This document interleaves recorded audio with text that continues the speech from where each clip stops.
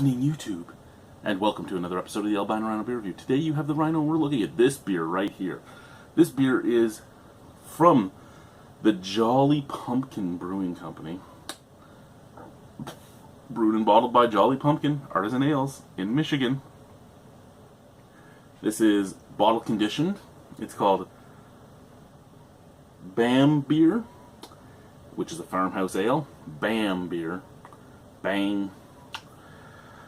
This is 4.5% alcohol and bottled on March 2nd, 2016. Now today is July 29th. So we are old. We are old. 4 months old. More than 4 months old. Almost 5 months old. And it's low ABV. And it was just sitting on LCBO shelves like this. This probably was sent to the LCBO in March. And it took this long to get to the LCBO shelves. So I'm worried that this is going to explode. Actually, I'm almost positive this is going to explode. It didn't explode. It sounded like it was going to, but it did not explode. I'm pouring it into my Duvel glass. Just because it's an oversized glass. Should be able to hold a little bit of head. But obviously not as much as you would hope. This Duvel glass is a replacement. My original Duvel glass went missing almost 4 years ago, and it took me this long to find a new one.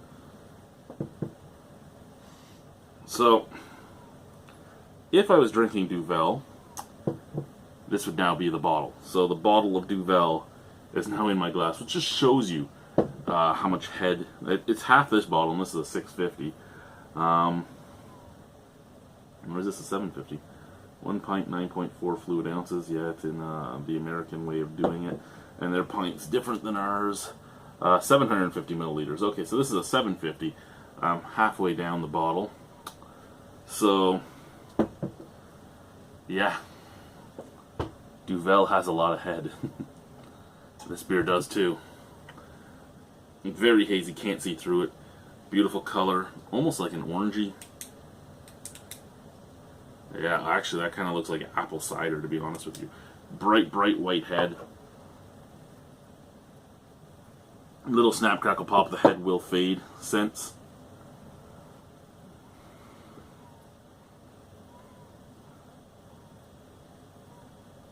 Now, since I haven't had the ability to get this fresh, I don't know if this scent is supposed to be there, but there is a tart nose to this. Fairly dry, sort of clovey, cloves, dryness, sour, very hoppy at the same time.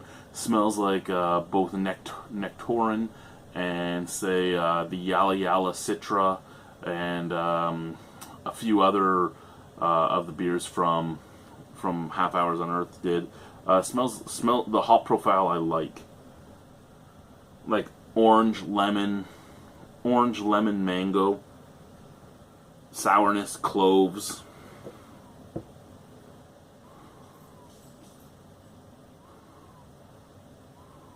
Almost a soapy scent too, but that might just be the head. The head faded a lot quicker on this than it would on a Duvel or any other big Belgian farmhouse I've had, but the head does the exact same thing. It just makes its own little gullies and mountains and stuff. And it might just be that I'm a sick bastard, but every time I have a beer that does this type of thing, I always think of parts of women's anatomy when I'm looking at those hills. And it must really be my sick mind. I do apologize for that, and I don't even know why I bring it up, other than the fact that I do things like that. I talk about the things I'm thinking about. Let's try the beer. Cheers.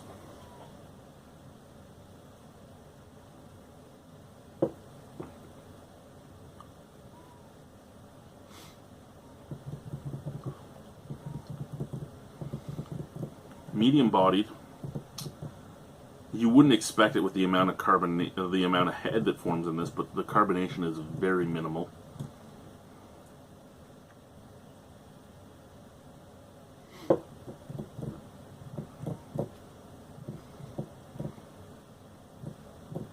Okay, so this is 4.5% alcohol.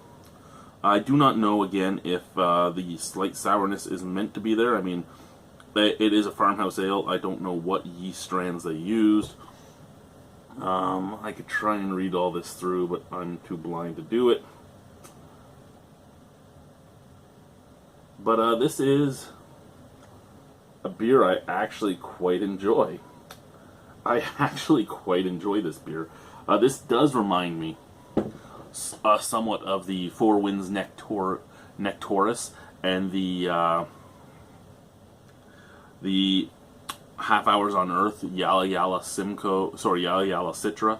It reminds me of those beers. It's not nearly as good as those two beers. Those two beers I gave them both a 9.75 out of 10, I do believe. This isn't that good, but it reminds me of them. It is a very good beer. 4.5% alcohol, so I don't know how much longer it will stay good on the LCBO show, so I might actually rush out and buy another bottle of this.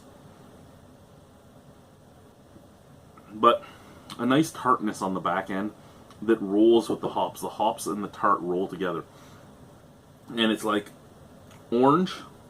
Get this nice sweet orange and mango flavor that rolls into lemon and then just keeps going into almost like grapefruit peel and then goes down into the dryness. So after the grapefruit peel, you get that kick of astringent almost piff from the grapefruit, and then bang, right into this drying note that kills all the taste and makes you want more. It makes it moreish. Nice little sweetness up at the forefront. Nice tartness the whole way through until that dryness just kicks. This is a beautiful little beer.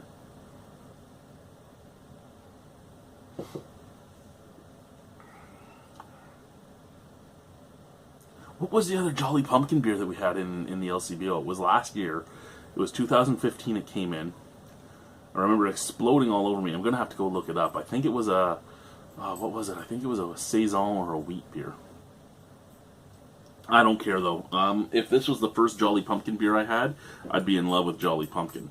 This being the second Jolly Pumpkin beer I had, I'm still in love with Jolly Pumpkin. I'm just not as in love with Jolly Pumpkin as I was originally. Out of 10 on this beer, an 8.75. I really, really enjoy this beer. Like I said, not nearly as good as the beers it reminds me of, but a very good beer as well. And it mixes, I mean, I don't know if it's supposed to be there, but I mean, it is mixing that beautiful little tart dry sensation with beautiful, almost pale ale flavors. And it is a farmhouse ale, so who knows what they were doing with it. They could have been like a Belgian pale ale with some farmhouse yeasts. But Bam beer is fucking good. I really do enjoy this beer. And it's so low ABV that the 750 doesn't actually bother me, because sometimes the 750 is just too much beer for me at one time. I know it sounds weird to hear from me, doesn't it?